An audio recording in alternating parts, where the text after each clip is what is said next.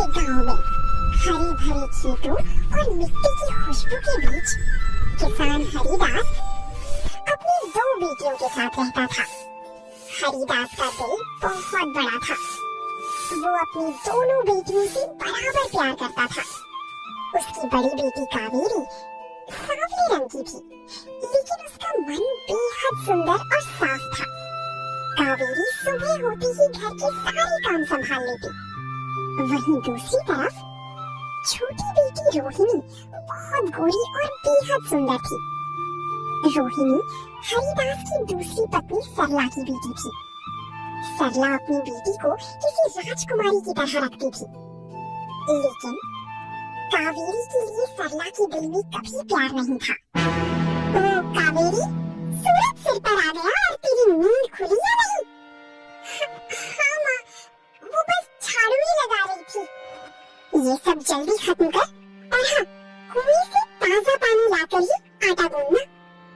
जी माँ, बस अभी जाती हूँ। तभी रोहिणी हाथ में शीशा ले माँ, आप सुबह सुबह कितना चिल्लाती हो। और सुनो, मैं आज रसोई का कोई काम नहीं करूँगी, मेरे हाथ खराब हो जाएंगे। अरे मेरी राजकुमारी, काम क्यों करेगी? ये सब काले कलूटे काम तो गौरी के लिए है। तू अंदर जा, कहीं धूप में काली न पड़ जाए। सही कहा माँ, वैसे भी इस घर में एक दवाई काफी है। कावेरी का चेहरा उतर जाता है। तभी पिता हरिदास कंधे पर हल रखे आंगन में आते हैं। सरला, सुबह सुबह ही शुरू हो गई। कावेरी भी तो तेरी ही बेटी है, थोड़ा तो तरस खा। अपनी वकालत बंद करो जी। इस सांवली लड़की को लाड लड़ाओगी तो कल को इससे शादी कौन करेगा? हाँ बाबूजी, आप हमेशा दीदी की साइड लेते हो। हरिदास अपनी बेटी का दर्द समझता था, लेकिन घर की शांति के लिए अक्सर खामोश रह जाता था। कावेरी की आंखों में आंसू आ जाते हैं और वो तेजी से घर से बाहर निकल जाती है।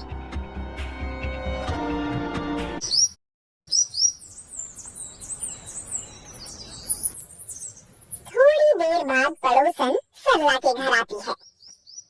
सरला, ओ सरला, सुन तो जरा। हाँ बहन, बोलो क्या बात है? अरे तू कह रही थी ना कि बड़ी बेटी कावेरी की शादी जल्दी करनी है। मेरी नजर में बहुत अच्छा लड़का है, तू कही तो बात करूं? हाँ बहन, जल्दी कर। मैं तो बस उसी दिन का इंतजार कर रही हूँ कि ये कब इस घर से विदा हो। इसकी मनहूस शक्ल कब तक देखूंगी। ये यहाँ से जाए तब हमें सुकून मिले। ठीक है, तू चिंता मत कर, मैं आज ही बात करती हूँ, शायद कल ही वे लोग आ जाए। पड़ोसन चली जाती है। सरला तुरंत अंदर कमरे में रोहिणी के पास जाती है। अरे इधर सुन रोहिणी, क्या हुआ माँ? इतनी धीरे और दबी आवाज में क्यों बोल रही हो? कुछ हुआ है क्या? कल लड़के वाले उस काली कलूटी को देखने आने वाले हैं। मजाक कर रही हो क्या माँ? इस कलूटी से कौन शादी करेगा? चुप कर, हमें जल्द से जल्द इस मनहूस को यहाँ से निकालना है। अच्छा ठीक है माँ, अब डांटो तो नहीं।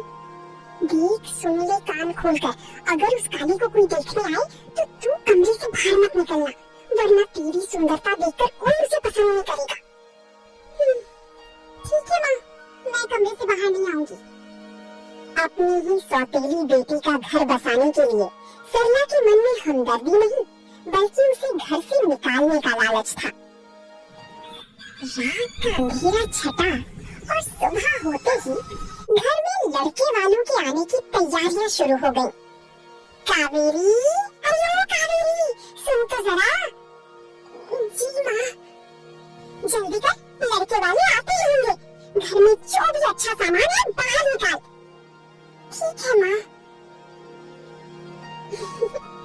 माँ, मुझे तो यकीन ही नहीं हो रहा कि कोई दीदी को देखने आ रहा है। कहीं वो रास्ता तो नहीं भूल गई?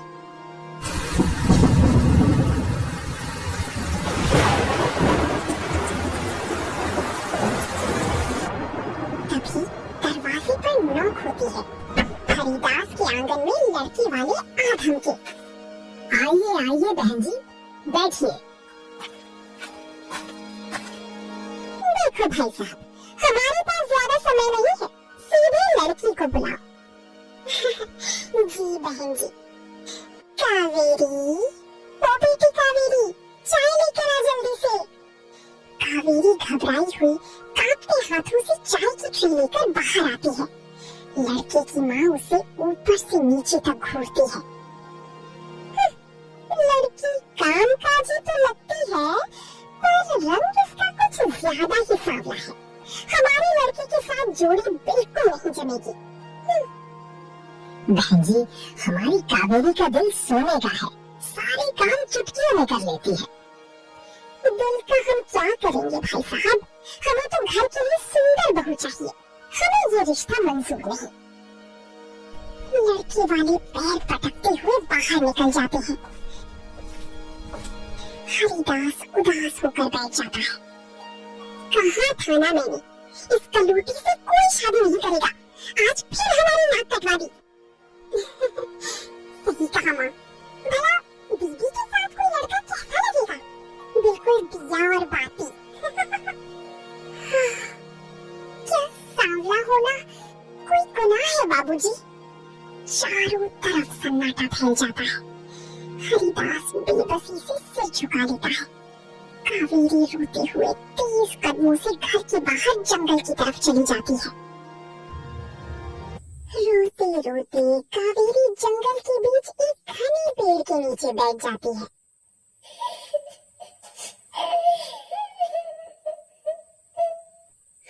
माँ, अगर आज आप जिंदा होती तो मुझे इस तरह रोज ताने नहीं सुनने पड़ते। सब मुझसे नफरत करते हैं। कावेरी के आंसू जैसे ही जमीन पर गिरते हैं, पेड़ की जड़ों के बीच से एक चमकीली रोशनी निकलती है। कावेरी डरकर पीछे हट जाती है। ये क्या है? कौन है यहाँ? डरो मत बेटी, मैं इस पेड़ की आत्मा हूँ। तुम्हारे आंसू बहुत सच्चे हैं। बोलो, क्यों रो रही हो? सब मुझे सांवली और मनहूस कहते हैं। कोई मुझे पसंद नहीं करता। बेटी, सुंदरता तो मन की होती है और तेरा मन बहुत साफ है। पर कोई भी मन को नहीं देखता। सभी को बाहरी खूबसूरती से मतलब होता है। रो मत बेटी, ये ले। तभी पेड़ से एक चमकता हुआ सफेद फूल टूटकर नीचे गिरता है। ये फूल? ये एक जादुई फूल है बेटी, इसे चेहरे पर लगाकर सो जाना। कल सुबह तुम्हारी दुनिया बदल जाएगी। पर याद रखना, असली सुंदरता दिल की होती है।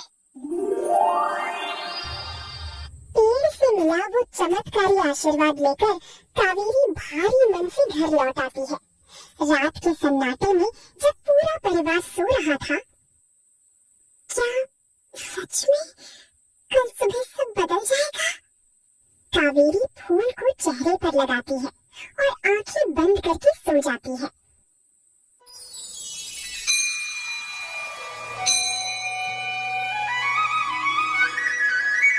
रात का अंधेरा बीता और सुबह की पहली किरण के साथ ही हरिदास के घर में एक ऐसा चमत्कार हुआ जिसे देख सबकी आंखें फटी की फटी रह गईं।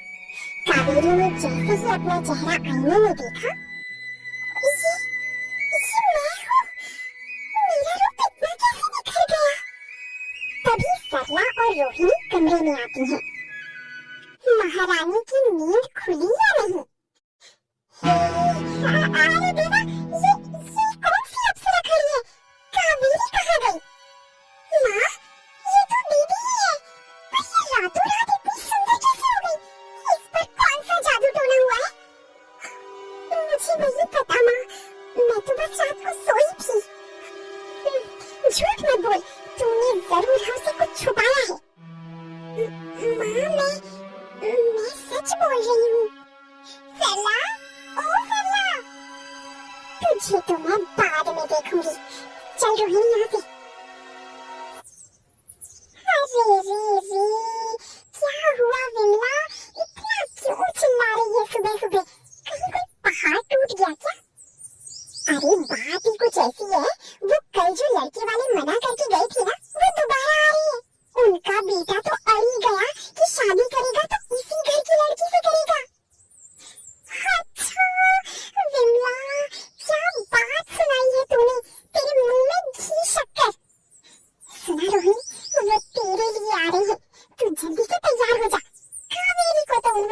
मुझे नापसंद कर दिया। अब मेरी बेटी बनेगी महलों की रानी। हाँ माँ, वैसे भी इस घर में मेरे जैसा सुंदर और है ही कौन।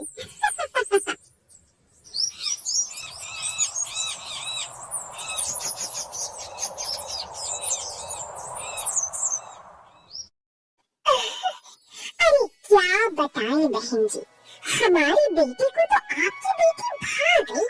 बोला शादी करूंगा तो इसी घर की लड़की के साथ, तो हम चले आए। अरे ये तो बहुत अच्छी बात है बहन जी, हमें भी आपका बेटा बहुत पसंद है। वो मैं अभी अपनी बेटी को बुलाती हूँ। आओ बेटा रोहिणी, देखिए यही है मेरी सुंदर बेटी। ये कौन है? नहीं नहीं नहीं, हम इस लड़की के लिए नहीं आए हैं। कल जो चाय लेकर आई थी वो कहाँ है? क्या? पर वो तो सावली, मेरा मतलब कावेरी। हाँ माँ, मुझे वही कल वाली सावली लड़की पसंद है। उसका स्वभाव बहुत सीधा और सच्चा है। तभी कावेरी पनघट से पानी का घड़ा लेकर घर में आती है। उसका नया निखरा हुआ रूप सोने की तरह चमक रहा था। अरे ये तो वही लड़की है। ये तो कल से भी ज्यादा सुंदर लग रही है। माँ, मेरा फैसला पक्का है, शादी करूंगा तो इसी से। ठीक है बेटा। भाई साहब, हमें आपकी बेटी कावेरी पसंद है, रिश्ता पक्का समझिए। सरला के होश उड़ जाते हैं और रोहिणी का चेहरा गुस्से से लाल हो जाता है। लड़के वाली शगुन का नारियल हरिदास के हाथ में थमाकर वहां से चले जाते हैं।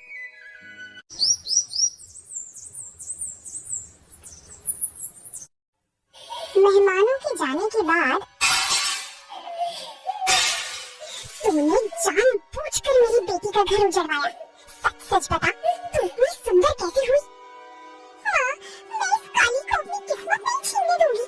बता, ऐसा कौन सा जादू किया है कि तू रातों रात गोरी हो गई? माँ, मैंने कुछ नहीं किया, मुझे माफ कर दो। सरला के तानों और रोहिणी के सवालों का कावेरी के पास कोई जवाब नहीं था।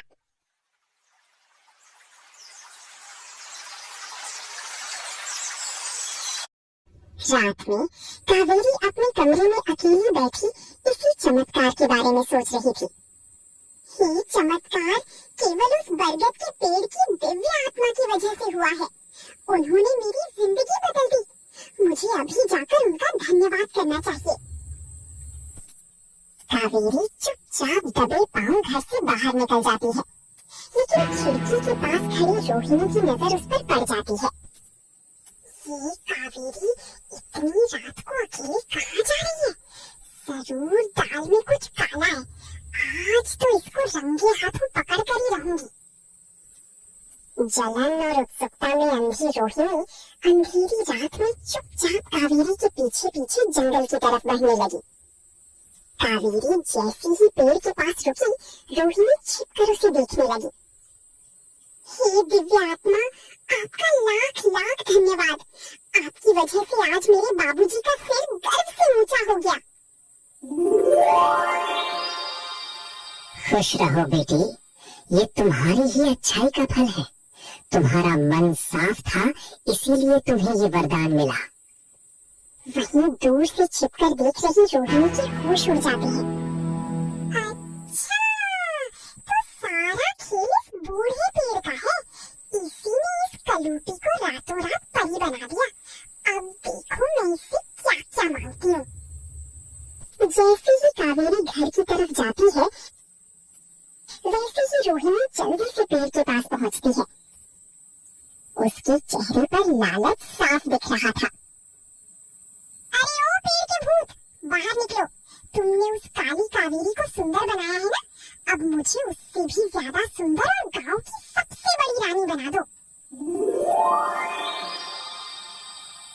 लालच का रंग बहुत गहरा होता है लड़की, सोच लो, क्या तुम इसका भार उठा पाओगी? मुझे ज्ञान मत दो, बस वो जादुई फूल दे दो जिससे मैं सबसे सुंदर बन जाऊं।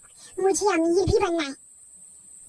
पेड़ से एक गहरे लाल रंग का फूल टूटकर रोहिणी के पैरों के पास गिरता है। ले, इसे चेहरे पर मल लेना, पर याद रखना, जैसा मन वैसा रूप। अब देखना, कल सुबह पूरा गांव मेरे पैरों में होगा। घमंड में चूर रोहिणी जल्दी से घर पहुंची और बिना सोची समझी पूरी फूल को अपने चेहरे पर रगड़ लेती है।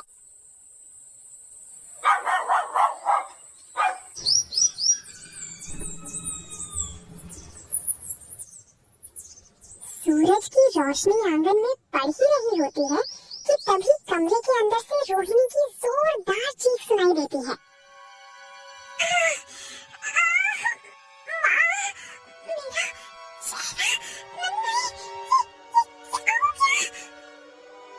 रोहिणी की चीख सुनकर सरला, हरिदास और कावेरी भागकर कमरे में आते हैं।